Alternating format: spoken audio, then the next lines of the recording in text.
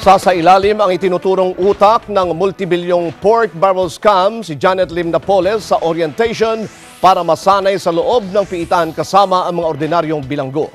Ayon kay Elenita Patak, officer in charge ng Correctional Institute for Women, sasailalim si Napoles sa 2 buwang orientation bago ito bigyan ng assignment. Kasama sa orientation ang job function sa kusina, laundry at bathroom. Anya, walang ibibigay na special treatment kay Napoles, kaya't kailangan niyang sumailalim at sumunod sa panuntunan ng nasabing pasilidad. Katunayan, sa unang araw ni Napoles sa correctional, ay dumaan ito sa proseso na karaniwang ginagawa ng mga ordinaryong inmate.